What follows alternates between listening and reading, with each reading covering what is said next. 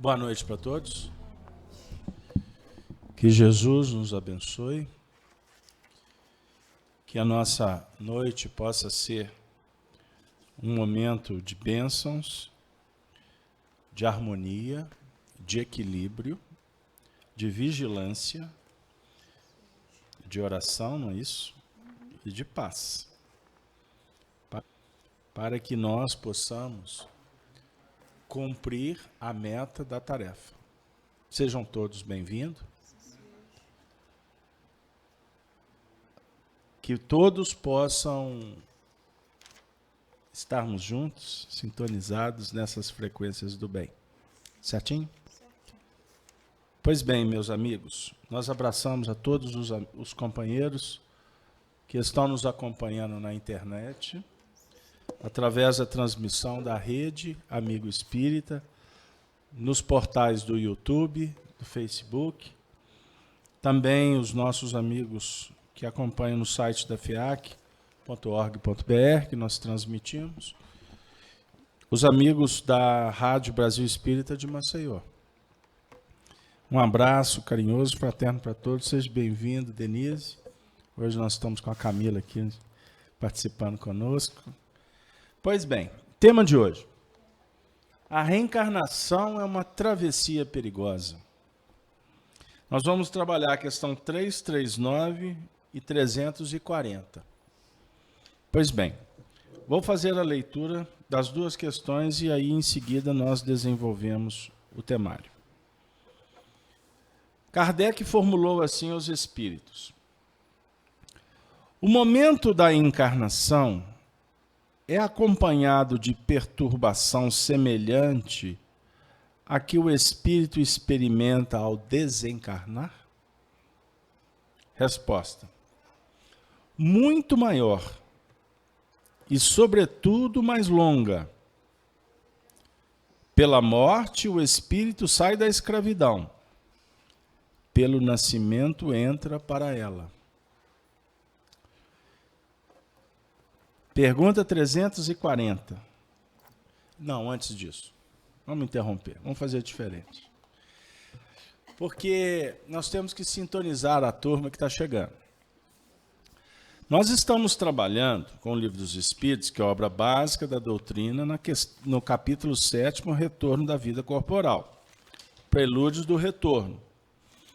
Então, nós estamos trabalhando desde a questão 330 até agora, trazendo considerações sobre o momento da reencarnação, a preparação, os desafios, a escolha do corpo, das provas. Pois bem, então essa questão 339, dando sequência do que nós trabalhamos na última semana, ela é muito importante para que a gente inicie os nossos debates. Por quê? Kardec, no movimento que é sequencial de perguntas e respostas, nessa gradação didática, ele vem desenvolver conosco, com a orientação dos espíritos, esse momento que é solene. Porque a reencarnação é um dos pontos fundamentais do estudo do espiritismo e da nossa própria realização no que remonta à nossa evolução. É aqui na Terra que estamos nos envolvendo com os desafios que necessitamos para domar os nossos impulsos, aprimorar as nossas imperfeições e pela liberdade, ou ato livre, ou a escolha, a doutrina moral que fundamenta a nossa trajetória, nós vamos naturalmente projetando a linha da nossa interação com as pessoas e com as escolhas, naturalmente, que vamos definindo no caminhar de cada etapa da vida. Então, somos livres.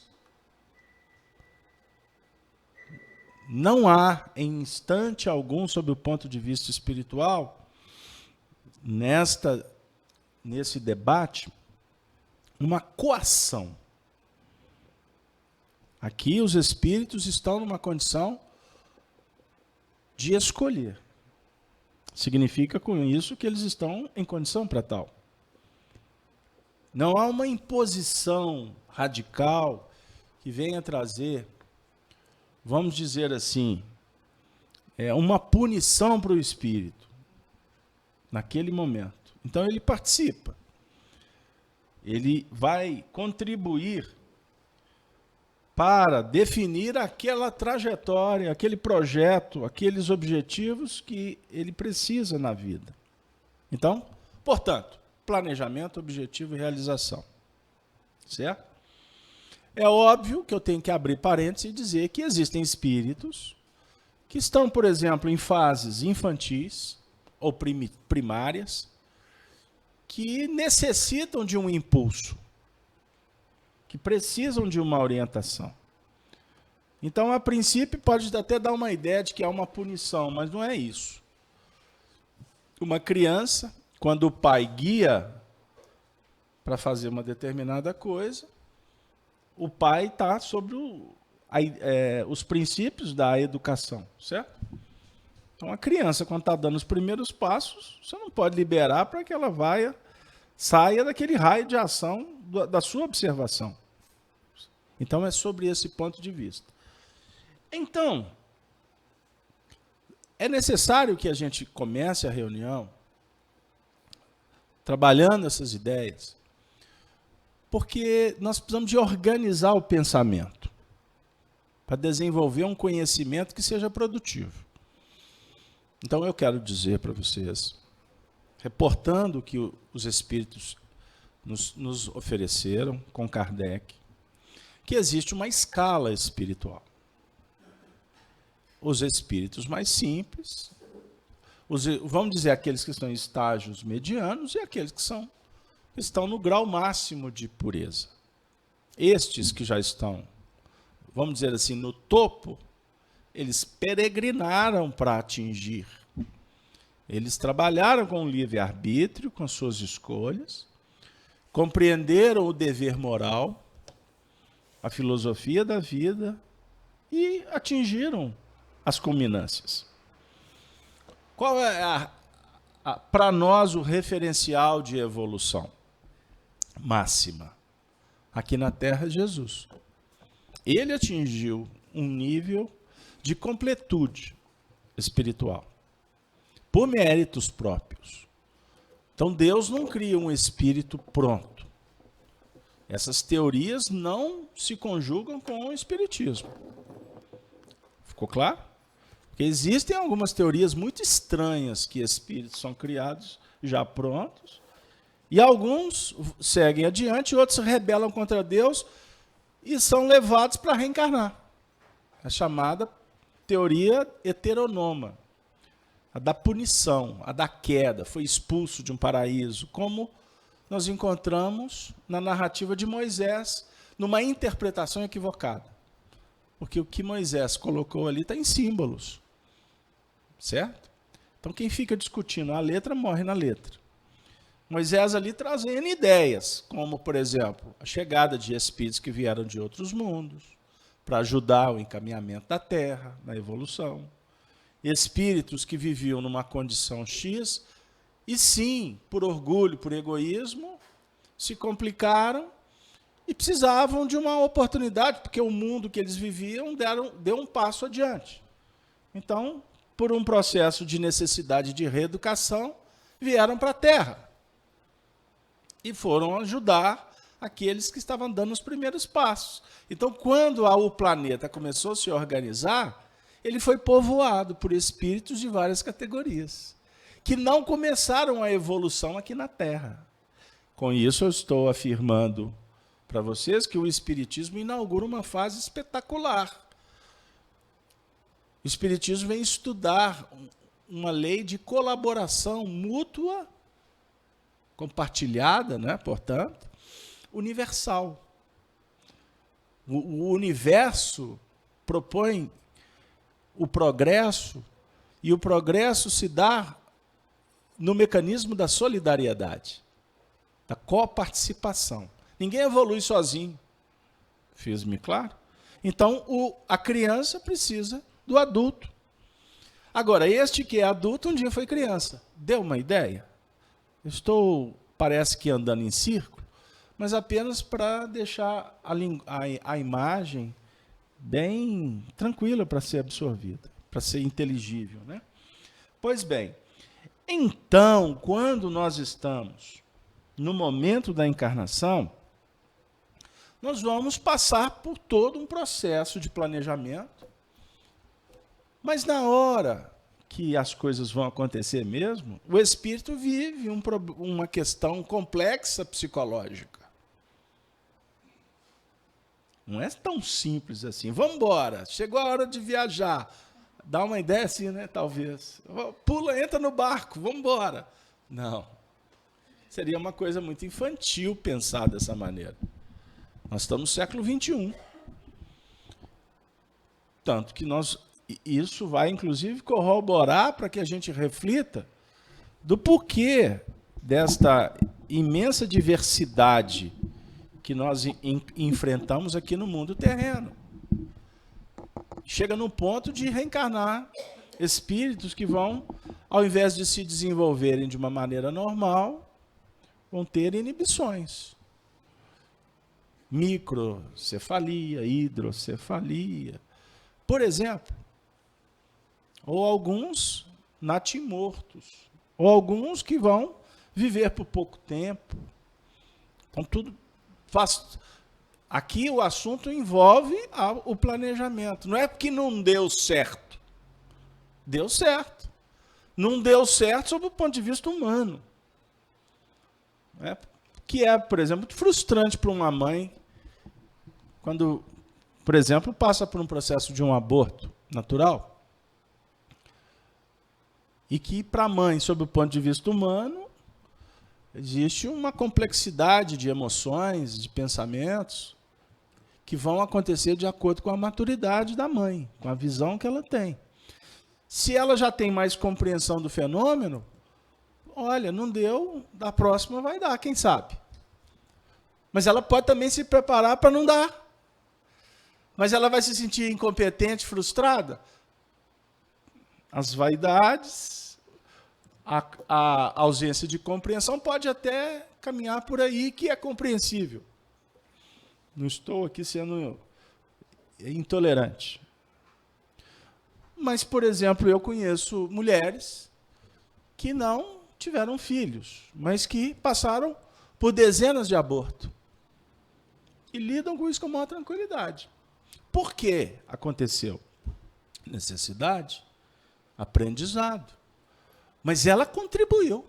Porque, de alguma forma, aquelas crianças, algumas que com menos ou mais tempo, né, passaram por uma necessidade do chamado choque anímico. Teve reencarnação ali, porém, de duração curta. Então, a mãe, ela contribuiu de uma forma espetacular, extraordinária, para ajudar esses espíritos. Agora, se não teve o prosseguimento, obviamente que não é? A tendência, em raras exceções, mas a tendência é que a mãe, de alguma sorte, pode não ter sido muito feliz nas escolhas do passado. E essa tentativa não dá certo, tenta, não dá certo, etc., é exatamente para que o espírito, que hoje é uma mulher, e nessa condição de uma suposta impossibilidade da maternidade efetiva, não é? Consolidada nos seus sentidos biológicos, ela está ali para aprender a ser humilde, aprender a ser perseverante, amorosa, porque tem muita mulher que brinca. Tem muita mulher que brinca com esse dom divino. E umas que estão aqui estão até rindo. Está no mundo espiritual, viu? Não vocês não. Acha que o que eu estou falando é uma balela. Aliás, tem muitas vezes a gente vem para a casa espírita e acha que os assuntos são frisson social. Informação que vale, não vale. E é compreensível. Nós estamos aqui dando a vida para passar uma mensagem. E cada um dá o colorido, o peso, de acordo com o merecimento, com o grau de sensibilidade e de responsabilidade perante a vida. E quem não está aí, lá na frente, é natural que bata com a cara na porta. A vida vai fechando. E depois, a tendência é sair reclamando. Ah, nada dá certo. Eu sou um pobre coitado. A vida devolve o que nós produzimos, sob o ponto de vista mental, emocional, espiritual. E vou dizer mais. E se você acha que essa mensagem é para o outro, você está redondamente enganado. Que é para você. Captou, Camila? Você é uma menina boa de serviço. Pois bem, então, o momento da encarnação é acompanhado de perturbação. O espírito fica perturbado. Fica. No grau de evolução da grande maioria da humanidade, é complexo. Aí a pergunta foi, é parecido com a perturbação que o espírito vai viver, vai passar no momento da desencarnação? Porque quando desencarna fica perturbado. Natural. Que vai variar de cada um. Pode ser uma perturbação, um transe. Alguns minutos. Pode ser horas, pode ser dias, pode ser meses, pode ser anos. De acordo com o grau evolutivo de cada um. O indivíduo que está completamente atordoado psicologicamente, que promove problemas psíquicos nas pessoas, fica brigando o tempo todo. O que ele está procurando para ele? Desencarnações dolorosas. Porque a vida já está sendo dolorosa, já é um tormento. Não consegue ter 5 minutos de equilíbrio, de um papo edificante. O indivíduo costuma estar na sociedade com você, você olha para ele, é um anjo, mas intimamente ele está vivendo um verdadeiro inferno. O que vai ser na desencarnação dele? Qual é a realidade do mundo espiritual? Aliás, eu não entrei no assunto específico, hein? Mas eu estou numa casa espírita no meio de um hospital. Eu estou olhando aqui, tem uma ala de espíritos enfermos. Vocês talvez não estão vendo. Por isso que muitas vezes eu chego aqui, eu mudo o tema totalmente. E com todo respeito aos ouvintes que estão expectantes com relação ao assunto, eu peço desculpa, mas no centro espírita o negócio costuma mudar. E eu aprendi uma coisa nesses 30 anos de espiritismo. O que para mim é mais importante é a lágrima que eu tenho que enxugar. Eu não tenho que atender intelectualidade, não.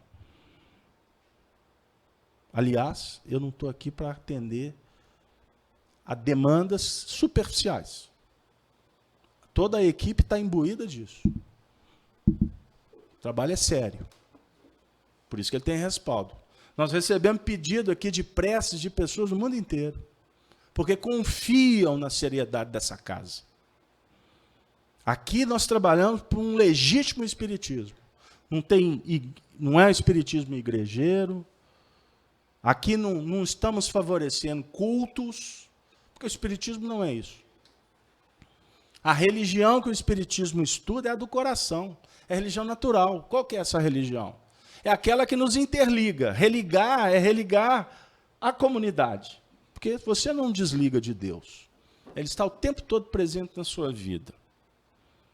Agora, quando sensibilizados, harmonizados, quando ajoelhados diante da sabedoria do Mestre, que nós curvamos por amor, ainda apaixonado, cheio de vícios e imperfeições, que é o nosso, mas o nosso amor que estamos desenvolvendo é para com o Cristo. Porque Ele é o Senhor das nossas vidas. O resto é tergiversações. É o Cristo que está nos convidando para estudar a vida.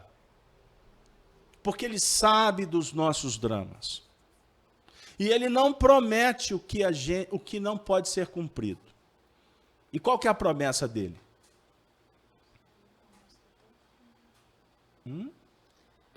Estaria conosco até o fim. Está inspirada, Denise. A promessa dele, estarei convosco, para ser fiel ao texto, estarei convosco até o fim. Não vos deixarei órfãos.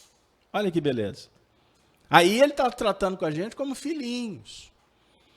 No capítulo 8 de João, no versículo 34, ele diz assim: filhinhos, um novo mandamento vos dou, que vos ameis uns aos outros. Capítulo 13, aliás.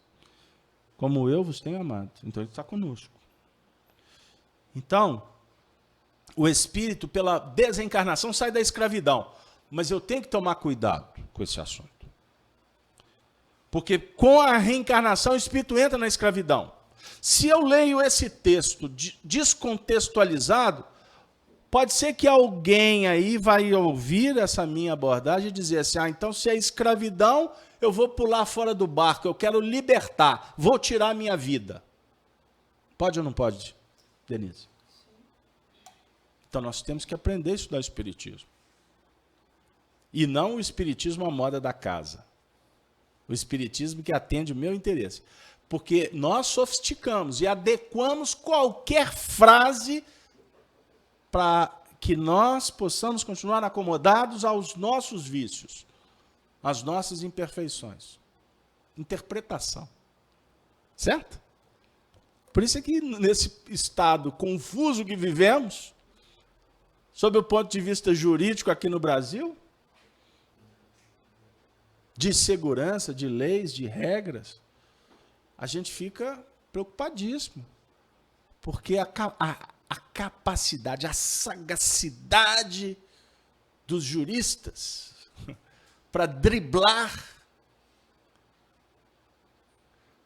para livrar do que deve ser trabalhado é uma coisa absurda. Aí você vai se deparar com contradições. Sob o ponto de vista espiritual, não tem contradições. Ou é, ou não é. Não tem meio termo. Ou é quente, ou é frio, fala Paulo de Tarso. Desculpem, mas a demanda sobre o ponto de vista do suicídio está uma pandemia. Então nós estamos falando de reencarnação, mas o assunto da desencarnação está junto no nosso dia a dia. O indivíduo acha que para resolver basta apertar, beber, não é? E depois? E o depois, amigo? Então não é, nós não podemos tratar o assunto assim de uma forma solta, sem responsabilidade. Pois bem, muito maior e, sobretudo, mais longa. Pela morte, o espírito sai da escravidão. Pelo nascimento, entra para ela. Quer dizer,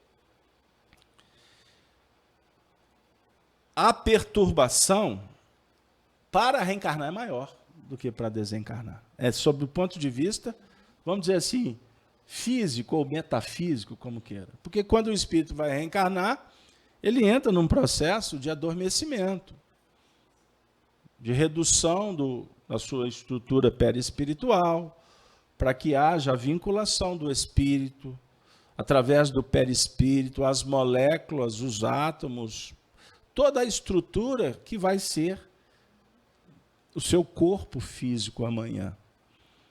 Então, o espírito mergulha de verdade nesse processo. Então, há uma perturbação, sim.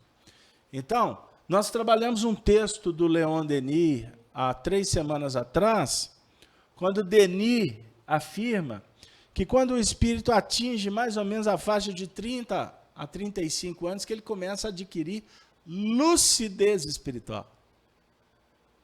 Isso é espetacular.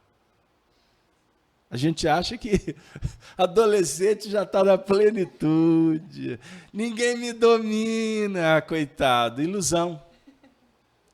É como se ainda estivéssemos envolvidos por uma névoa que impede de se enxergar como deveria. Ou como poderia, não é deveria. Porque o poder é de cada um. E eu falo poder, entenda bem, usar a palavra poder no mundo atual é complicado, porque a gente associa poder com dinheiro, com tirania, com uma série de coisas materiais. Sob o ponto de vista psicológico e espiritual, desenvolver o poder é extraordinário na evolução do espírito. Poder fazer, poder pensar, poder criar. Olha que extraordinário. Poder é tudo. E aqui a reflexão caminha para o poder mental, que é o mais importante. Sua realidade ela é toda mental. O mundo material ele é todo ilusório. A gente passa por ele. Mas o reino de Deus é o de dentro. Jesus tentou nos mostrar isso em vários momentos da sua vida. Quando for orar, entre para o templo íntimo, converse com Deus. Não seja como os hipócritas que querem discursar, que querem falar, pregar para os outros, moralismo. Não sejam como eles. Trabalhe a sua transformação interior. Converse com Deus que está na sua intimidade. Porque é isso que vai te pacificar. Que costuma a conversa com o outro só complicar, né, Denise? Ô, Denise, boa noite, Denise. Pode trazer o chat aí para nós. Boa noite. Pessoal, agradeço a audiência do chat, que é muito bacana. O pessoal está aqui atento, acompanhando o estudo, ainda não há uma manifestação, mas uma querida amiga da Argentina, a Kátia, ela trouxe uma experiência familiar aqui e está recebendo de todos nós as boas vibrações, está muito dentro do tema que você disse, uma familiar desencarnou e ela está na sala conosco, buscando o aprendizado. Eu achei isso muito bacana. Pergunta 340. Vamos caminhar? É solene para o espírito o momento da sua encarnação? Realiza esse ato como uma coisa grave e importante para ele? Observemos as palavras-chave. O momento é solene? É ou não? É um ato, uma coisa grave e importante para ele? O que é que vocês acham? Resposta dos espíritos.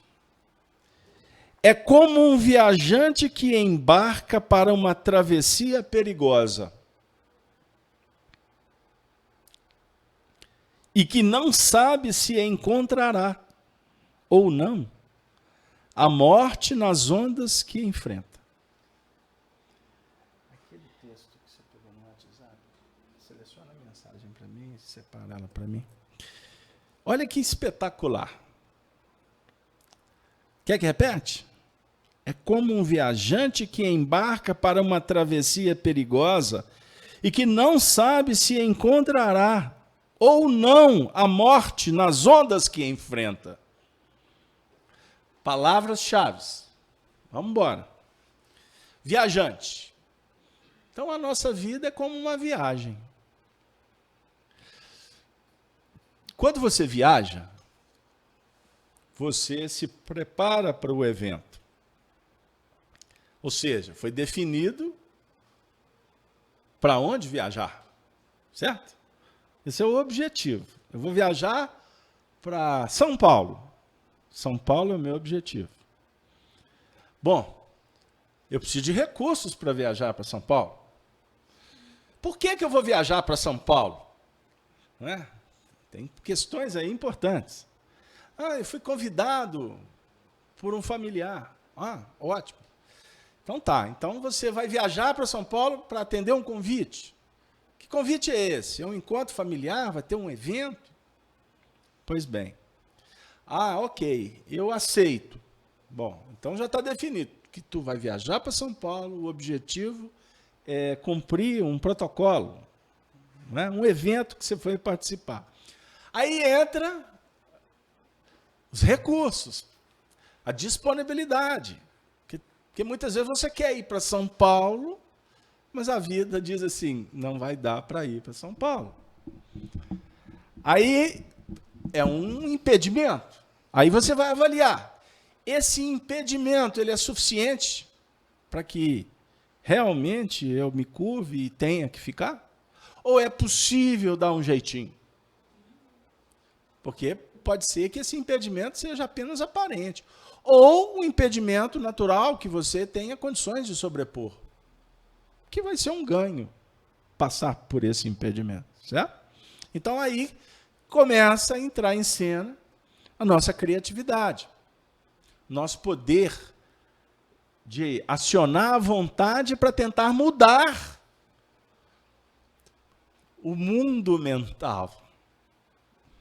Casalberto, mas o que tem a ver é dinheiro. Por que você está falando do mundo mental? O que tem a ver é recurso. O que tem a ver é poder viajar, porque o patrão não vai deixar.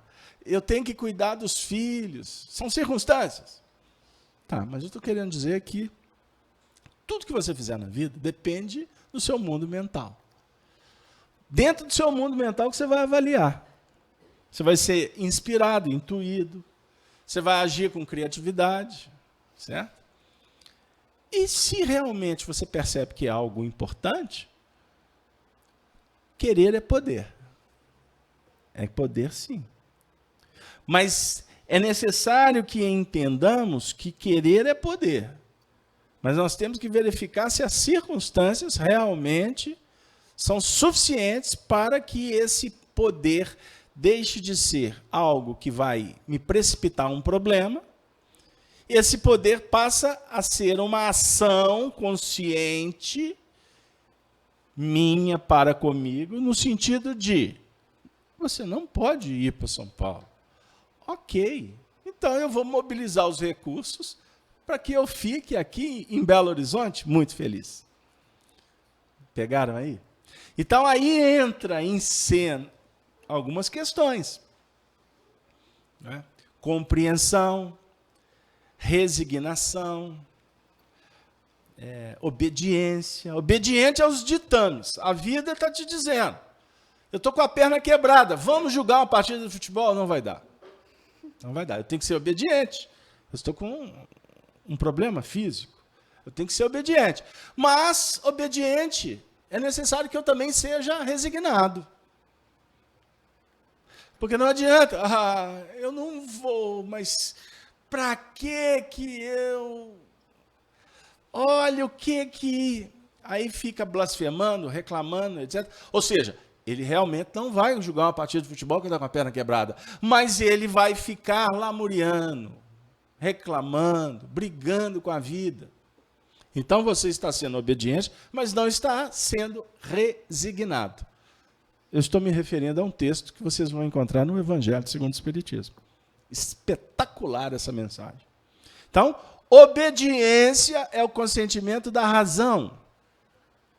Resignação é o consentimento do coração. Pegaram aí? Então, vamos pegar uma situação assim mais complicada. Você tem uma perda de um ente querido, um assunto que o Espiritismo esquadrinha, que o Espiritismo explica sobre vários pontos importantes que a teoria espírita nos consola. A definir que, por exemplo, todas as religiões são imortalistas e o objetivo é a valorização da vida futura. Esse é o papel das religiões, concorda? Elas não prometem reino dos céus, etc, etc. O Espiritismo não promete, o Espiritismo afirma que existe. Porque a promessa, na verdade, ela tem que ser feita de você para você mesmo. Eu quero ter uma vida feliz no mundo espiritual. Portanto, faça a sua parte. E aí o Espiritismo tem um diferencial que ele vai dizer como que funciona isso. Como que se organizam as Pleiades, as famílias, as comunidades de espíritos do mundo espiritual. O universo, ele tem alma. E a alma do universo são os espíritos, que refletem o pensamento de Deus e promovem o progresso. Então nós estamos sempre sujeitos às leis da natureza, que são trabalhadas pelos espíritos. Como você também é um agente. Você é um colaborador dessa lei universal. Isso é espetacular. Isso é divino. Estou dizendo que você tem responsabilidade. E ao mesmo tempo, estou dizendo que você não está órfão. Existem espíritos que estão vibrando pela tua felicidade. Mas eles sabem que para que venha a felicidade, você tem que ir ao encontro dela.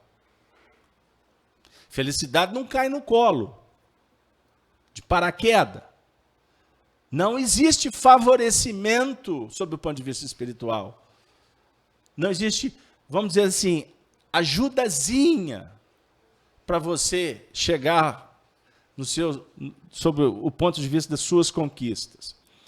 Quando nós falamos, Jesus, não vos deixarei órfãos, o papel dele é de amigo. O amigo não faz o que você tem que fazer, faz. Se ele fizer, ele tira o seu mérito. Mas o amigo vai lá assim, vai lá, estamos juntos, misturado. Mas não podemos estar embolado. É assim que a turma fala aí? Junto e misturado, mas não embolado, porque embolado não sai. Dá confusão. Certo? Então, Jesus é um mestre, é um filósofo, é um amigo, com um coração, numa linguagem assim, bem coloquial, bem humana, bem romântica. Tem um coração do tamanho do mundo. Mas a expectativa é que você descubra esse processo e vá adiante. Então, eu ia dizer que, vamos imaginar que nós vamos passar por um processo de uma perda de um ente querido. Doloroso. Essa dor é sua. Ela é inexplicável. Não tem como você dimensionar ela para dizer para as pessoas, porque ela é sua.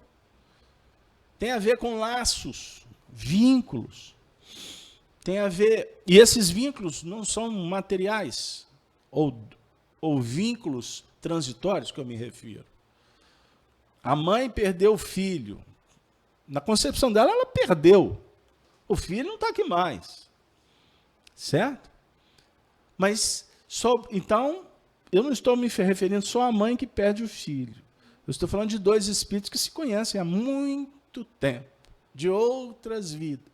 Quanto mais forte são os laços, isso define vinculações que estão prosperando há muito tempo, certo?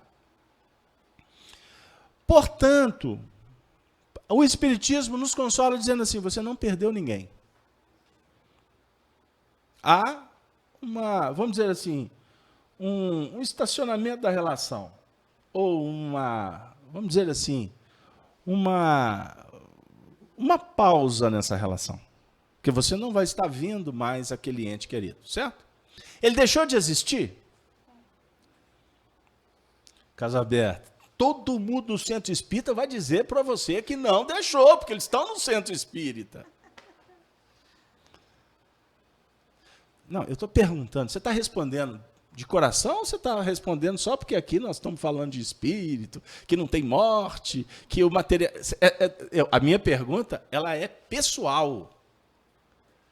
Você tem que responder ela para você mesmo, não é para mim. Ok?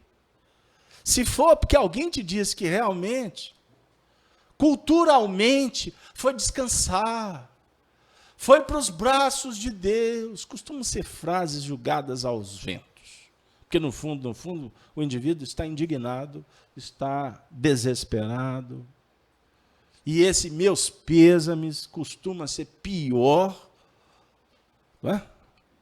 Tem hora que os meus sentimentos parece que é uma atacada de bilhar assim no peito, no queixo, no estômago. Principalmente quando vem das falsidades sociais. O indivíduo não gosta, brigou a vida toda, chega na hora do velório, meus sentimentos, minha querida, dá 3 beijinhos para lá, 3 beijinhos, elas estão vibrando na faixa do inferno. Mas como estou no velório, lugar de respeito, aí tem que ficar bem na comunidade, socialmente. Mas tudo bem, isso aí é a vulgaridade do ser humano. Mas vamos voltar.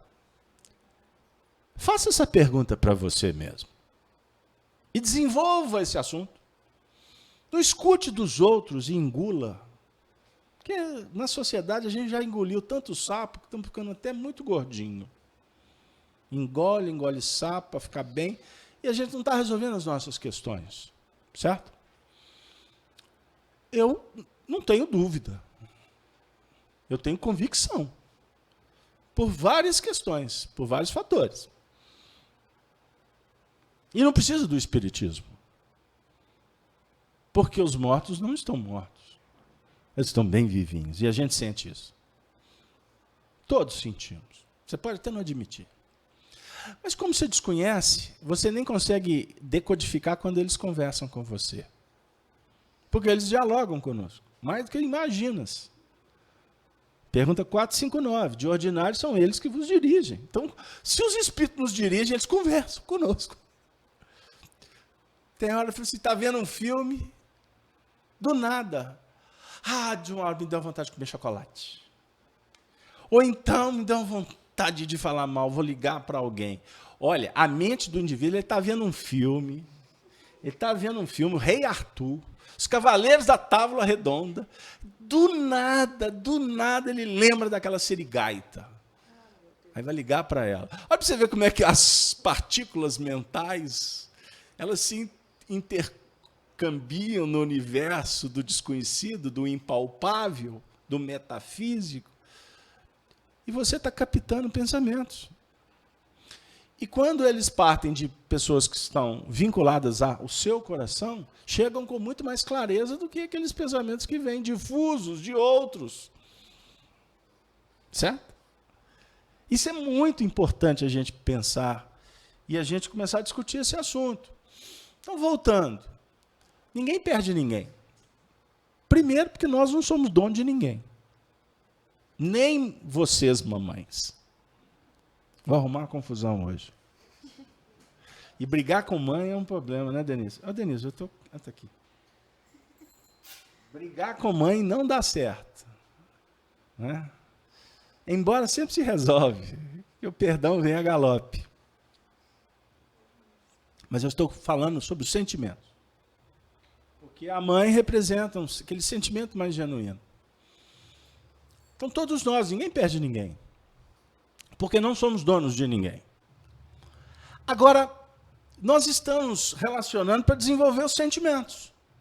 Por isso é que existem antagonismos, contradições. Você tem mais afinidade com Beltrano e não tem com Ciclano. Ou com grupos. É assim em família. As famílias antigas, que eram mais numerosas, as pessoas tinham uma oportunidade transcendente de trabalhar essas relações. Sabe aqueles almoços de domingo que ia 50, 60 pessoas? Aquele mundo difícil, né? Eu estou falando classe média para baixo, que é a minha. Né? Aí cada um chegava com um pratinho. Não, carne cozida hoje é minha. Não, macarrão, sabe? Porque se o vovô e a vovó fossem fazer almoço para aquela turma toda, ao salário, vocês lembram? E o salário... Não. Aí cada um levava as iguarias, né? Enfim.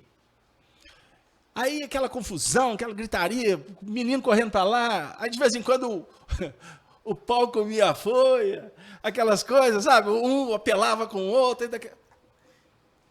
Olha que bênção. Casalberto, que bênção. Você falou só de confusão. Amigo, o que é a sociedade? A sociedade propõe que nós nos relacionemos. E em família é extraordinário porque as pessoas não têm máscara para pôr. Tem umas, né? De vez em quando tem umas. Só para despistar. Mas a gente não tem máscara. Porque todo mundo se conhece ali há décadas. Você não tem que ficar inventando história, porque acaba que um descobre que... Agora, na sociedade, a gente tem um verniz. Ponto. Voltando.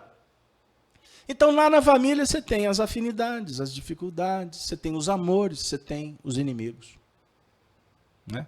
Tem aquele que destoa. Qual família que não tem aquele que... Ai, meu Deus. Né? Se a sua não, louvado seja o nosso Senhor Jesus Cristo. O outro está falando, lá em casa... Na minha família, todo mundo se destoa. Bom, então você está assim com elementos espetaculares para você evoluir. Mas, ou seja, é família.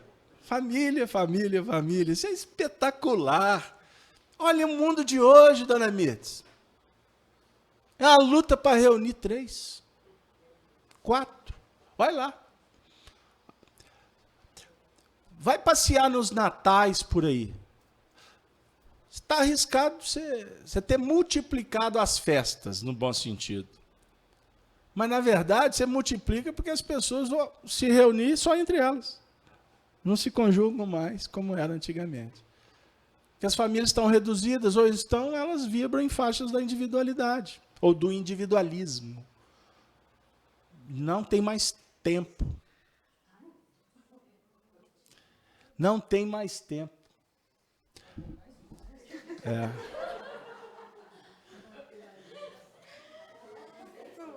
Entra no seu telefone rapidinho, puxa a sua internet, entra no link, na internet particular e pede desculpa para eles. Tá. Mas não vai voltar. Não, voltou. Ué, não, voltou. Querido. Então, Marco, me dá a luz. Então, vamos pensar o seguinte. Não, eu estou sem som, sem áudio. Oi. Eu estou sem microfone. Oi? Voltou. Então, vamos lá. Então, há um individualismo complexo.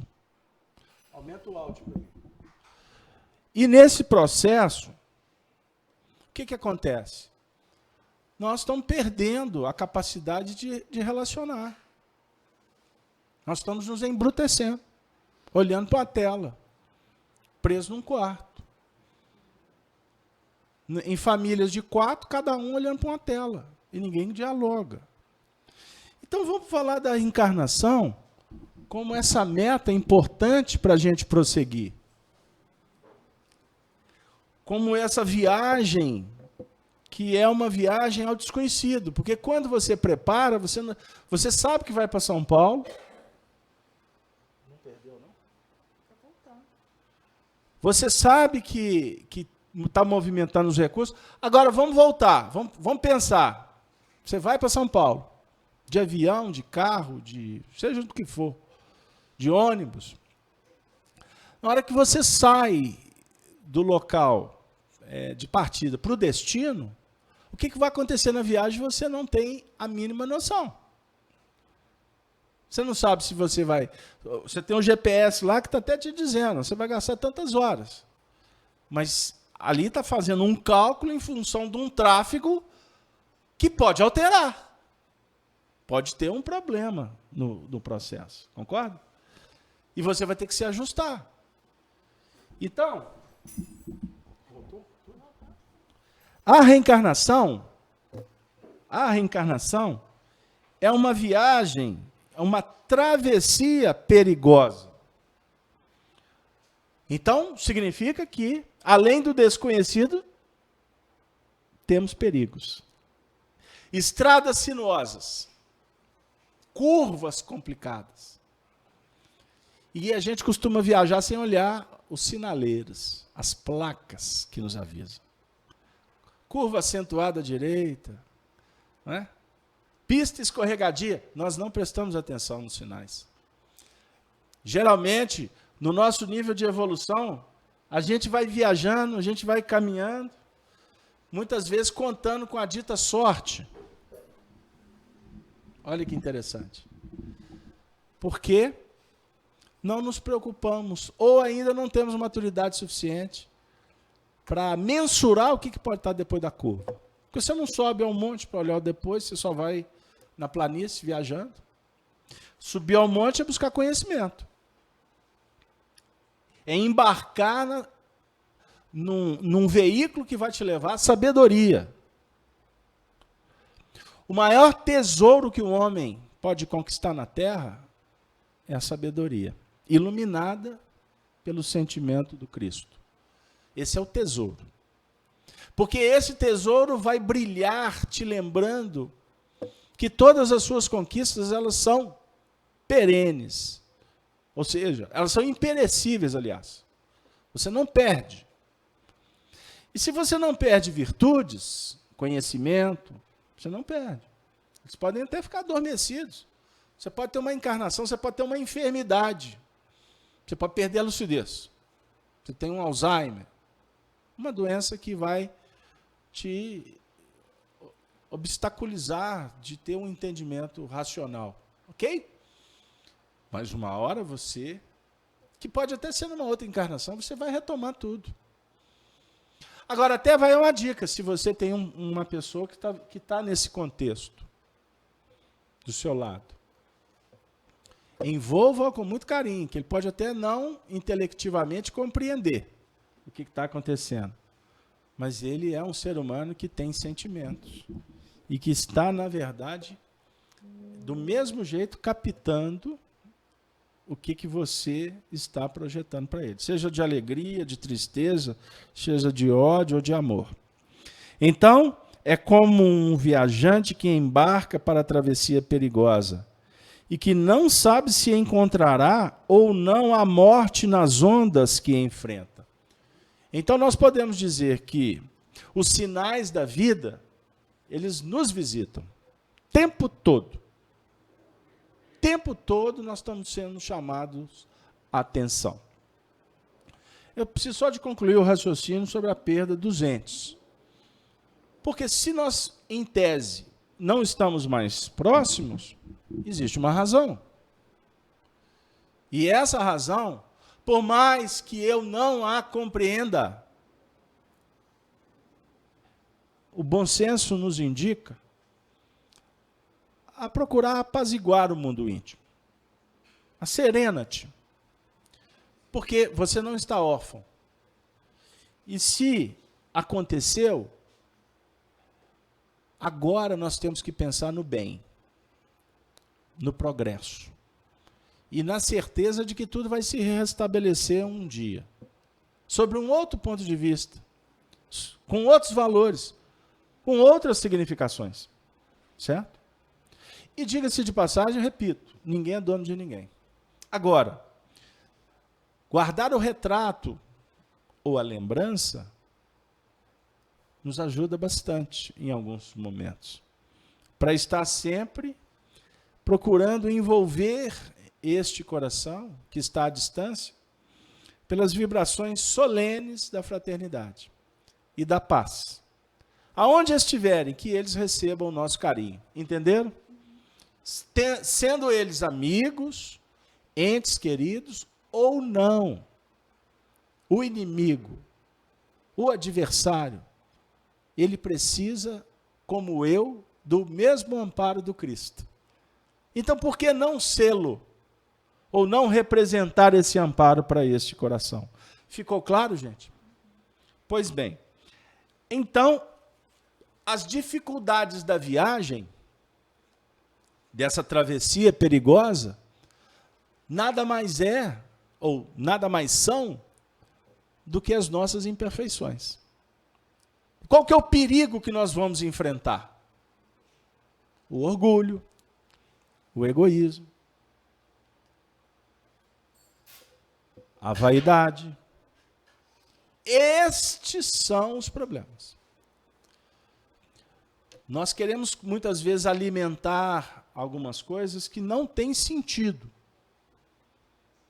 Não tem sentido. O indivíduo alimenta uma ansiedade. Ele tem que trabalhar para resolver.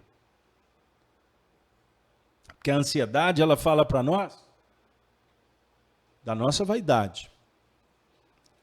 Ansiedade ou qualquer distúrbio, ele, na verdade, é a consequência de atos, de emoções, de sensações, né, sentimentos repetidos.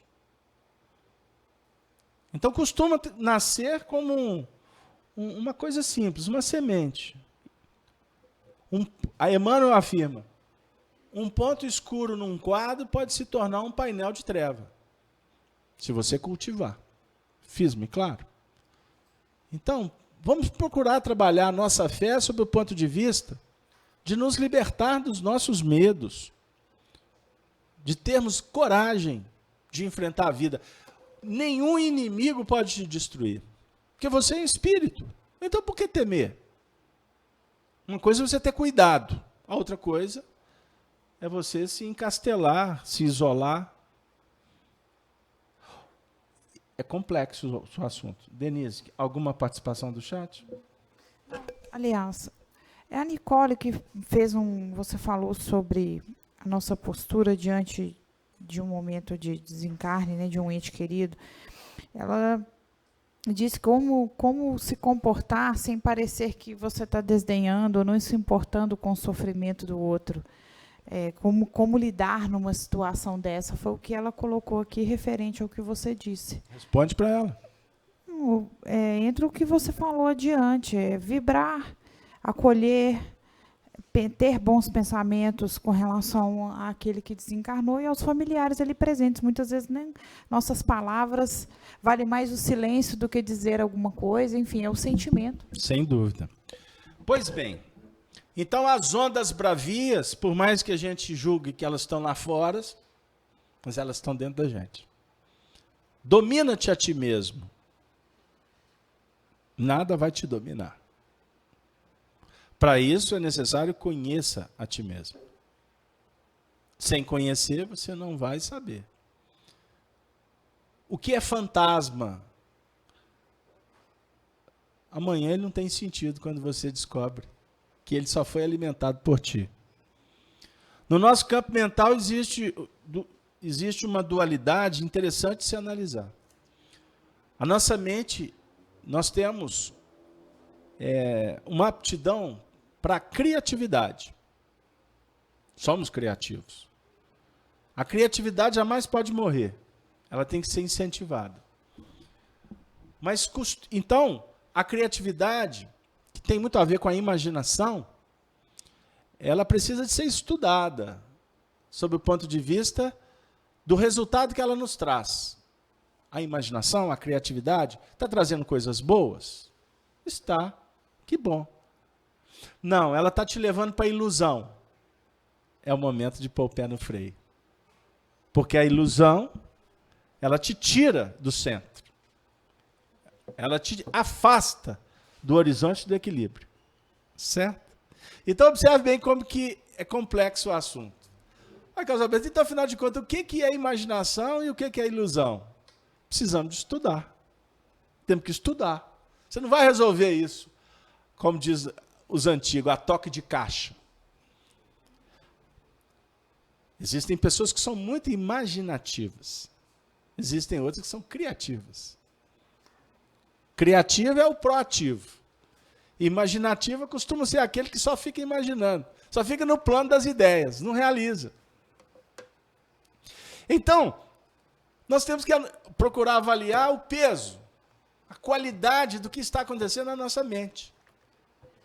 É coisa boa? É. Aí você aplica aqueles conceitos de Sócrates. É bom? É justo? Vai fazer o bem? Vai. Casou os 3 elementos? Põe para frente. Porque também não adianta a ideia ser boa, ser justa, mas ela não vai fazer o bem. Por exemplo, uma ideia que está fora do tempo. É complexo para quem está lá no futuro, falar do futuro para quem está pensando no passado. Entenderam? Você está descobrindo. Vamos lá. Você vem à casa de Kardec semanalmente para estudar as leis da vida. Se a gente fizer uma viagem no tempo e for comparar, e for lembrar aquela primeira reunião que você veio, observe quanto progresso. Quantas coisas mudaram na sua vida depois daquele primeiro dia.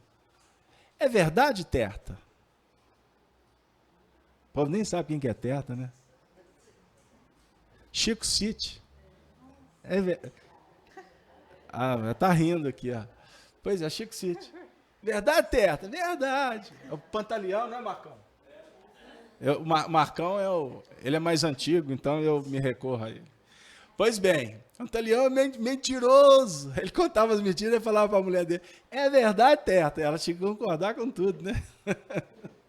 Estava sob o jugo ali da tirania do marido. Mas assim, só para trazer um aspecto humorístico na nossa fala. nós precisamos de avaliar exatamente o progresso que já atingimos, que já conquistamos. Você hoje é muito melhor do que foi ontem. Agora, por que é melhor hoje? Porque você está adquirindo uma capacidade de selecionar com mais propriedade os seus pensamentos. Antes, qualquer notícia abalava o indivíduo. Hoje, ele já mata no peito e sai julgando. Vocês acreditam nas notícias que vocês assistem? Caso aberto, eu prometi que eu não ia falar disso. Eu tenho que tomar cuidado, porque senão vão dizer que o estudo do Livro dos Espíritos está se tornando um estudo político. Outro dia eu ouvi um indivíduo falando, eu falei assim, meu amigo, você é um ser político. Você sabe o que é político? Você não mistura política com o que você vê por aí. A política é a maneira de você se comportar, de se relacionar. O tempo todo, você está na dialética. Você fala, o outro fala, vocês estão construindo pensamento, isso é política. O Emmanuel dá um toque, né? Aplica a política divina que você fica bem. Porque a política humana, ultimamente, não está para peixe o mar.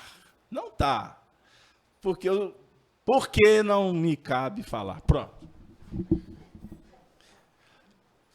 Não, eu tenho que falar. Eu não dou conta.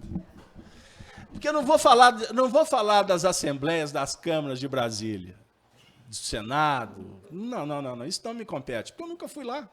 Eu não tenho autoridade. Mas a nossa sociedade reflete exatamente aquele ambiente. Ou não? É muito fácil jogar pedra. Uma casa aberta. Mas lá, olha aqui, eu não estou falando de lá, eu estou falando da sociedade, tá bom? Mas qualquer semelhança pode ser mera ou não coincidências. Mas o que nós estudamos no Livro dos Espíritos? A sociedade se pauta hoje no materialismo que é o limitador e, ao mesmo tempo, o definidor. A sociedade, ela se movimenta nos planos do egoísmo e do orgulho, ou não? No Livro dos Espíritos, os autores do Mundo Maior afirmam que a virtude do nosso tempo é o intelectualismo. Qual que é o vício? A indiferença. Só existe indiferença porque o que campeia é o egoísmo. Entendeu? Então, na verdade, nós nos movimentamos como utilitaristas. Enquanto uma coisa nos atende, a gente dá valor a ela. Eu tenho batido nisso aqui. Nós não damos valor para a coisa em si. O que eu quero dizer? Eu tenho uma dificuldade de dar valor ao microfone. Porque eu não olho para o microfone, a não ser quando eu vou precisar dele. Aí, enquanto esse microfone está aqui, eu estou usando, esse microfone é espetacular. Ele é um objeto material. Ele estragou, o que nós vamos fazer? Substituir, não é assim? Depois que substituir, esse microfone tem alguma importância? Não tem mais importância. Pois bem, eu pergunto para vocês, tem alguma diferença no nosso trato com as pessoas? No atual estágio da humanidade? Hein, Eduardo? Tem? Eduardo é bonzinho. O Eduardo é político. Chamaram você de político. O Eduardo diz que Pai Maria não. E eu concordo com ele. Mas eu tenho que dar uma apertada no parafuso sem tirania. Mas nós temos que dar uma apertada no parafuso para a gente sentir no bolso. Porque no fundo, acaba sendo. Eu amo fulano, enquanto ele me serve. Depois que acabou, é muito mais natural que o foco mude e que os sentimentos aqui fiquem igual aquelas plantinhas que vão murchando, porque para de alimentar. Toda a relação, amigos, vamos combinar? Vamos combinar, Denise? Toda a relação depende do nível de investimento. A plantinha precisa de ser regada. Se a plantinha não for regada, ela morre. Você não vai deixar de ter o sentimento para aquela pessoa. Quando você reencontrar com ela, brota de novo aquilo que está guardado. Seja amor ou ódio, brota.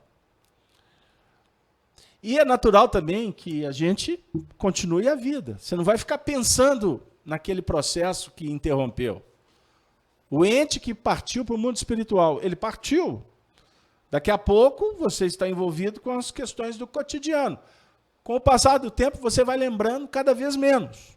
É natural. O que não define que você deixou de gostar. Tem pessoas que confundem isso. Algumas dizem assim, Carlos Alberto, eu nem chorei. Eu penso, mas tem obrigação de chorar? Não, para demonstrar que eu gosto. Eu falei assim, papo social, periférico, superficial. Tem pessoas que lidam com a desencarnação com muita tranquilidade. Sentem. O sentimento faz parte. Pô, viajou. E aí? Eu vou continuar lamentando? Não, a vida segue. Então, a vida, já que segue, ela é cheia de novidade. Então, Kardec vai trazer um comentário para essa resposta da 340. E o comentário diz assim: o viajante que embarca sabe a que perigo se expõe,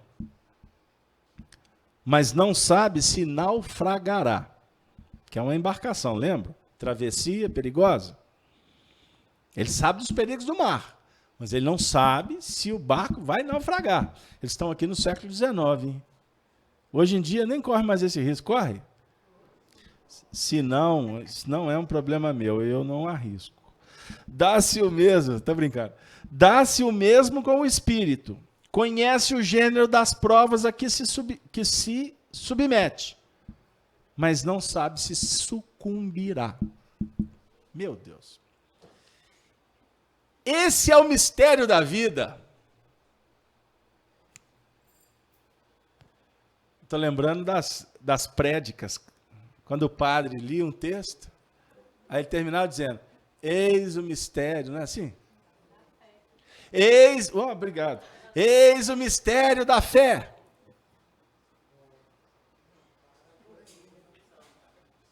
Olha que barato, eis o mistério da fé. Obviamente que é sob o ponto de vista da fé cega. Fé cega. De todas as religiões heteronomas.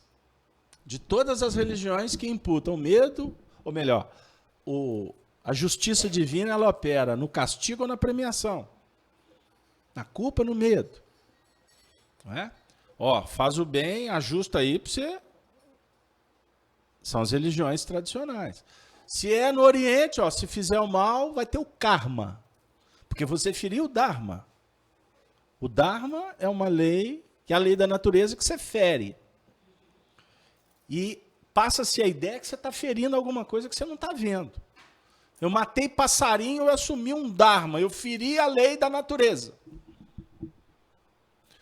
Então eu assumi um karma. Como fala o carioca, meu amigo Arthur, torcedor do Botafogo. O Arthur, ele fala assim, bota aí mais, bota aí menos.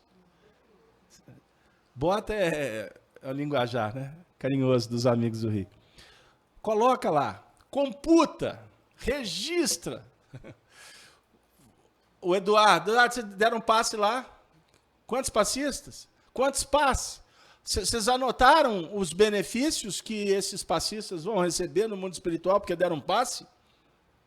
Foi registrado, tem um laptop, tinha um espírito lá na cabine, Denise, agora é você, fulano. Beltrano deu mais luz, o outro, o passe foi fragrância. É assim? O passista está ali, observe, por um ato livre, consciente, responsável e amoroso. Quem está ganhando em oferecer o recurso magnético? Aquele que está se esforçando para oferecer, compartilhar bons pensamentos, vibrações e etc. como que ele vai ganhar? Ponto lá na loteria do céu? Não. Se você estiver pensando isso, tomara a Deus que você dê muito passe. E eu aceito. Embora o seu passe deve ser meio lusco-fusco. Porque você deve estar dando passe pensando, igual o tio Patinhas no cifrão, né? Entra aqui, entra aqui. Ou então, vou ficar bem com Bezerra de Menezes. Casaberto, hoje você está muito irônico. Eu estou dizendo o seguinte, que o movimento para beneficiar alguém, e funciona, porque você vai estar trabalhando com a mente, desejando, manipulando o fluido cósmico universal, matéria primitiva, com seu plasma, ou ectoplasma, como queira, favorece, pode curar, pode dar vida, revitalizar, pode. Desde que, do lado de lá, ou o receptor, esteja em condições, tenha merecimento, esteja sintonizado e tenha fé, ponto.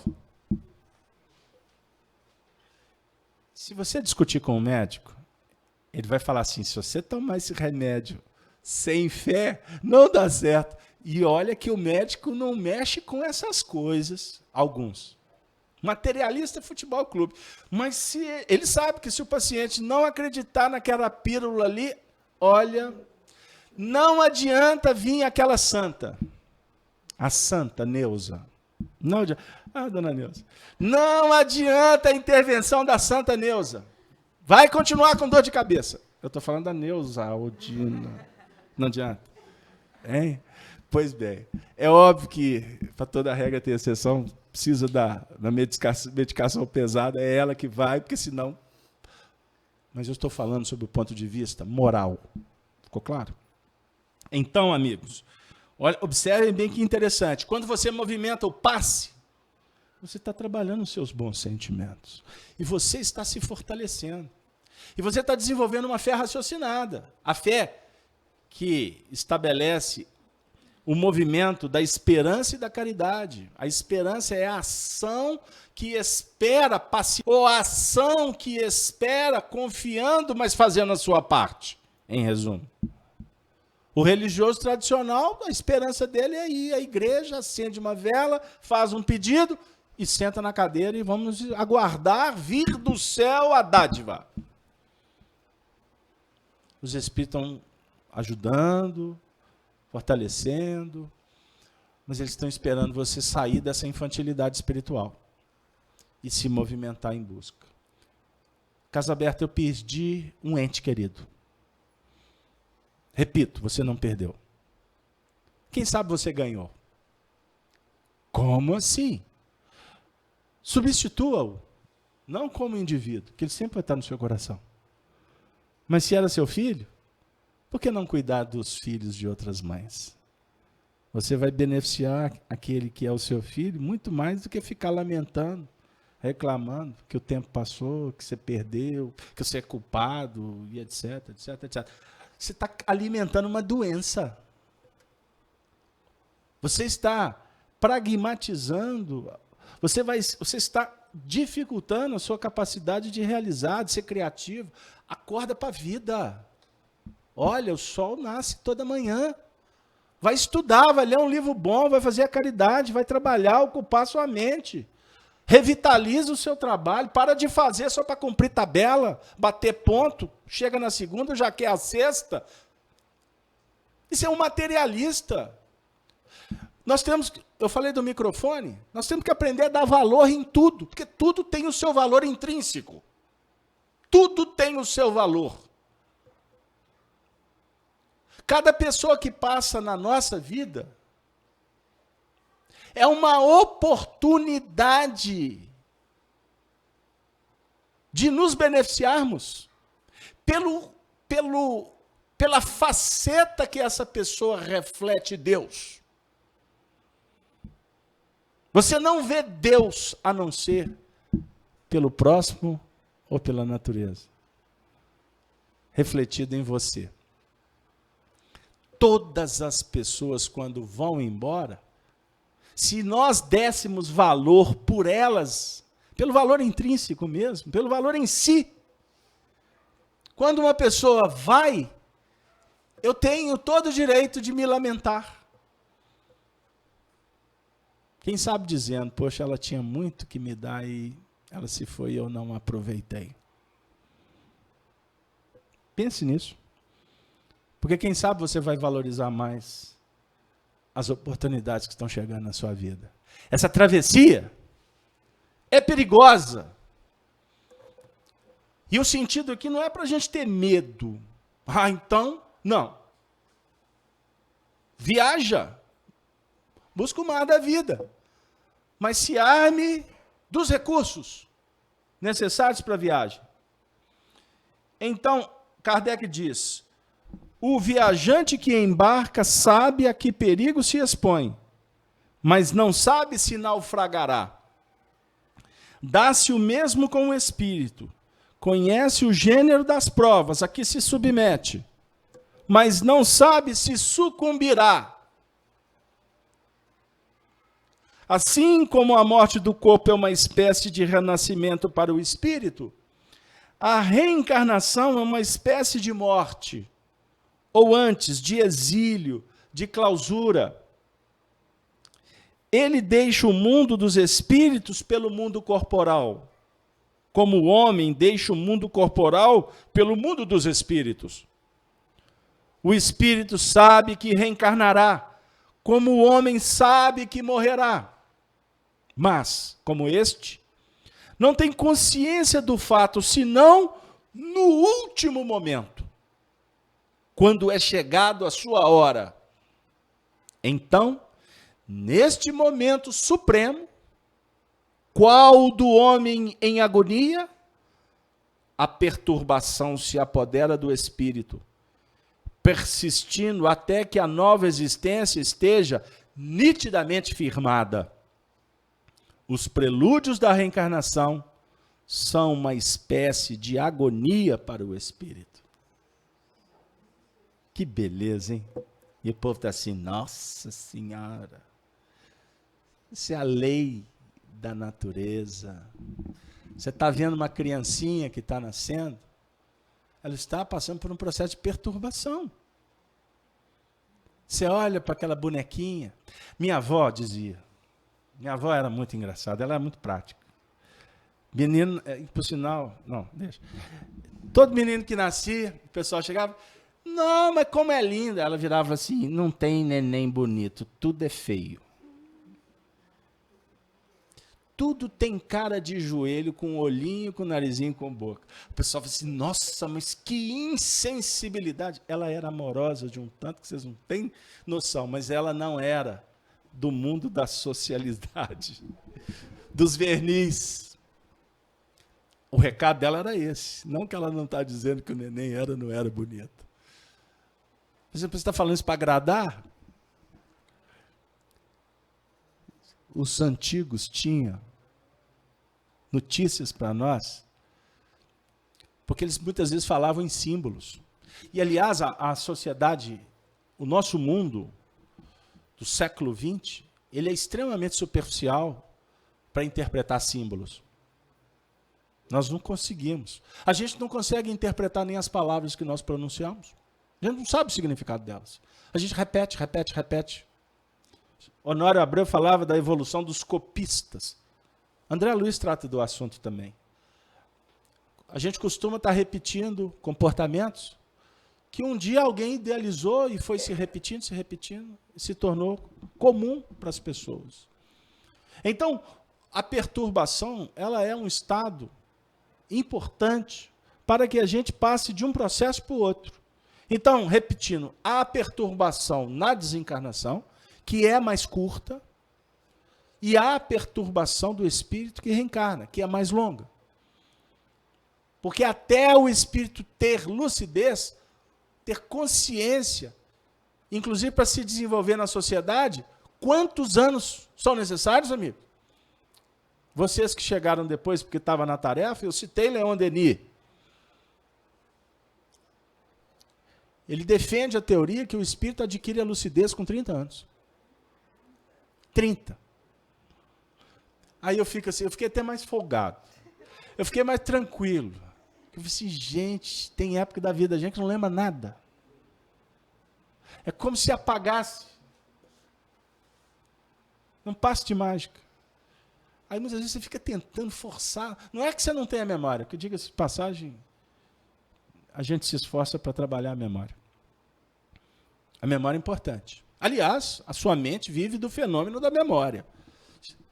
Você trabalha com memória o tempo todo. Memória de agora ou memória de outras vidas. As memórias de outras vidas, elas não vêm para você em detalhes. Mas os seus ímpetos, suas tendências, formação do seu caráter, sua índole, tem tudo a ver com o seu passado. Mais agitado, mais calmo, mais intelectual, mais sentimental, tudo tem a ver com o seu histórico. E que é necessário, nesse momento, nós temos a força de vontade, quando adquirimos conhecimento, de enfrentar tudo isso. Porque é óbvio que nos mundos superiores, esse processo de perturbação do espírito, ele vai diminuindo. A definir o seguinte, na Revista Espírita, Allan Kardec tem umas comunicações muito interessantes sobre como que é a vida em planetas mais evoluídos. Então, num degrau acima da Terra, por exemplo, os espíritos têm uma longevidade maior. Olha que legal. Olha que legal. Isso está acontecendo na Terra, não está? Então, por favor, não fiquem revoltados com a Previdência. Porque daqui a pouco eles vão estar fazendo outra reforma da Previdência, pondo o pessoal para trabalhar até os 100 anos. E o pessoal, não, olha aqui, isso é uma notícia do mundo espiritual que vocês vão viver até os 150. E como brasileiros querem continuar nas tetas do Estado? Olha que barato. Mas, eu estou brincando, tá, gente? É revoltante mesmo. É revoltante. É revoltante. Por quê? Eu não consigo ter perspectiva do que vai acontecer daqui a alguns anos. Quando fala que é daqui a 20, é para deixar qualquer um doido.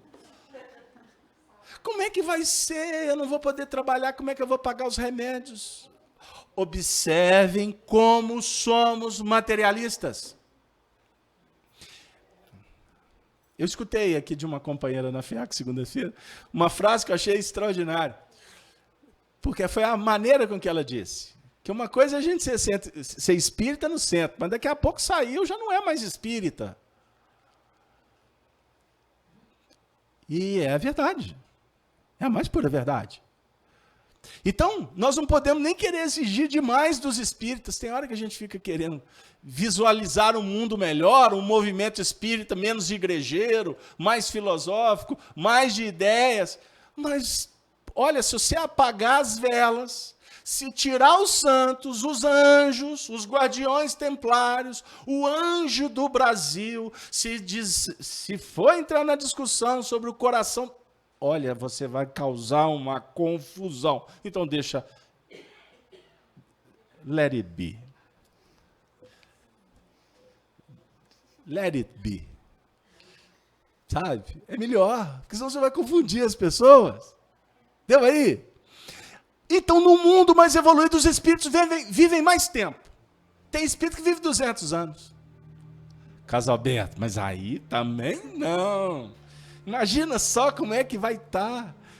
Olha a vaidade. Então, olha aqui que interessante. A idade, a infância e a velhice, para confortá-los. Vocês ficarem mais tranquilos, que não vai ter que gastar tanto para levantar, para esticar. A velhice tem um tempo menor e a infância também. Então você vai ter um tempo de lucidez maior. Ou seja, uma reencarnação com mais produtividade, com mais eficiência.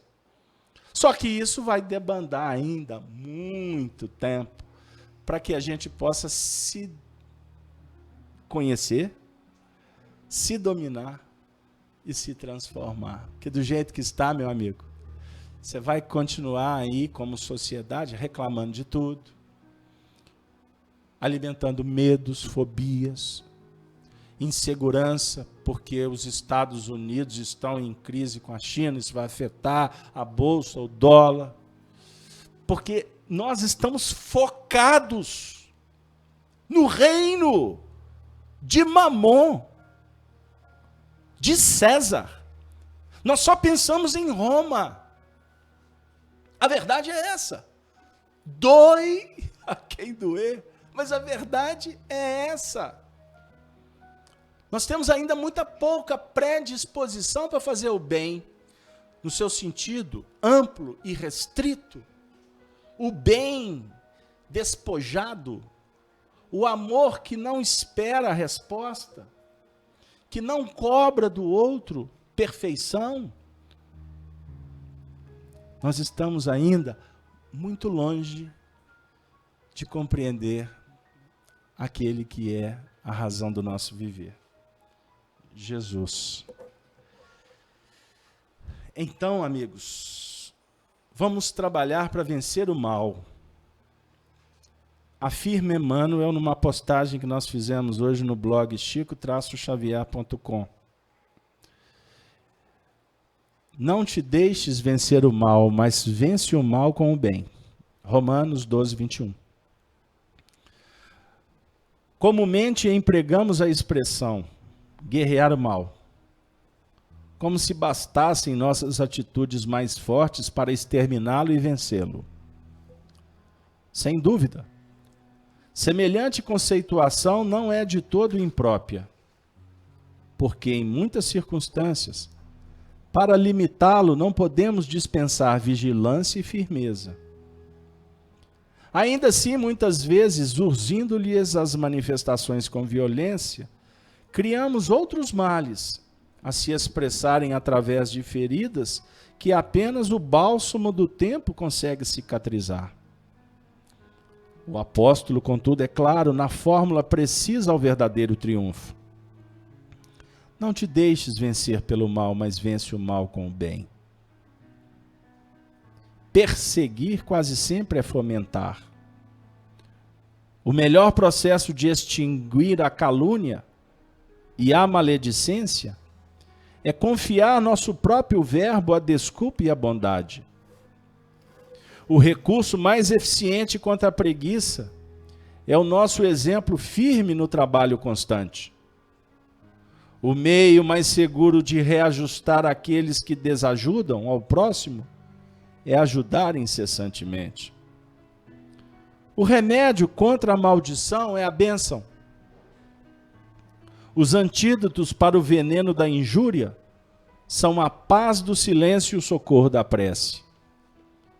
Por isso, mesmo Jesus ensinou: amai-vos os vossos inimigos, bendizei os que vos maldizem, orai por aqueles que vos maltratam e caluniam, perdoai 70 vezes 7, ofertai amor aos que vos odeiam. Podemos, pois, muitas vezes, combater o mal para circunscrever-lhe a órbita de ação. Mas a única maneira de alcançar a perfeita vitória sobre ele será sempre a nossa perfeita consagração ao bem irrestrito. Consagração ao bem irrestrito. O bem sem impor condições. A reencarnação é uma travessia perigosa? Afirmam os espíritos. Mas eu acho que depois de tanto parlar, quem sabe a gente pode sair daqui dizendo que a reencarnação é uma travessia muito gostosa, muito prazerosa, que se fosse respeitosa, poderia sim nos trazer muita paz, muita alegria. Que o Senhor possa continuar nos inspirando nessa travessia. E que os benfeitores da vida maior estejam próximos, para que nós possamos, fazendo da nossa parte, ouvi-los, seguindo-lhes os passos.